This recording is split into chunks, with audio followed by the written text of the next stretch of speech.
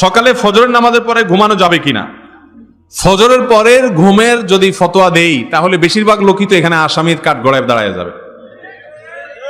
ফজরের পরে বেশিরভাগ মানুষের ঘুমের অভ্যাস না।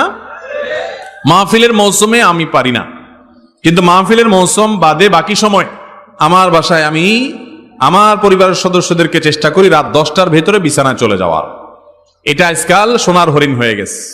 আমরা রাতে 12টার আগে গ্রামের মানুষও শোয় না আজকাল। যদি বিছানায় যাইও আমরা 11টায়, 1 ঘন্টা আমরা মোবাইলে মুনাজাত করি। মোবাইলের মুনাজাত বুঝেননি আপনারা? এই 2 হাতে বসে ফেসবুক ইউটিউব টিপতেছেন, দেখতেছেন, মনে হয় যে আপনি মুনাজাত করতেছেন শুয়ে শুয়ে। এই মুনাজাত করতে করতে মোবাইল ঘুমের চোটে মুখের উপরে পড়ার আগ পর্যন্ত রাখে না অনেকে, ঠিক না বেঠিক? এরপরে মোবাইলে কি দেখছে কি না দেখছে এসব জল্পনা করতে করতে আর ঘুম আসে না। 12টা 1টা 2টা বেজে যায়। এরপরে ফজরের সময় শয়তান হাত পা টিপে ঘুম পাড়ায় দেয়।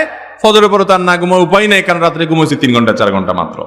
মনে রাখবেন, ইসলাম যে লাইফস্টাইল দিয়েছে এই লাইফস্টাইলের মধ্যেই আমাদের কল্যাণ আছে। করোনা যখন প্যান্ডামিক যখন চরম পর্যায়ে, তখন একটা তথ্য আমাদের মাঝে প্রচুর পরিমাণে শেয়ার হয়েছে যে শরীরের রোগ প্রতিরোধ ক্ষমতা বৃদ্ধি করা ছাড়া করোনার থাবা থেকে বাঁচা কঠিন। তাহলে রোগ প্রতিরোধ ক্ষমতা কিভাবে বৃদ্ধি করা যাবে?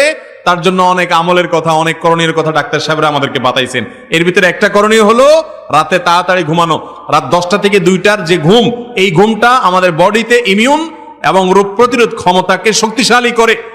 তো নবীজি সাল্লাল্লাহু আলাইহি সাল্লাম এই জন্যই তো বলেছেন যে রাতে এশার নামাজের পরে আর আলাপ সালাপ নয়। এই যে ওয়াজ মাহফিল আমরা করি, এই মাহফিলগুলো গভীর রাত পর্যন্ত করা, এটাও সুন্নাহ পরিপন্থী কাজ। যত দ্রুত সম্ভব মাহফিল শেষ করা উচিত, কারণ রাতে দেরি করে মাহফিল থেকে গেলে ফজর নামাজ পড়তে কষ্ট হবে, ফজরের পরে আবার ঘুমানো লাগবে।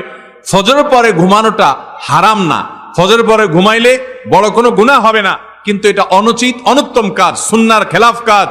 অনেক উলামা ইকরাম মাকরুহ বলেছেন। নবী করিম সাল্লাল্লাহু আলাইহি ওয়াসাল্লাম ফজরের পরে ঘুমাইতেন না। তিনি দোয়া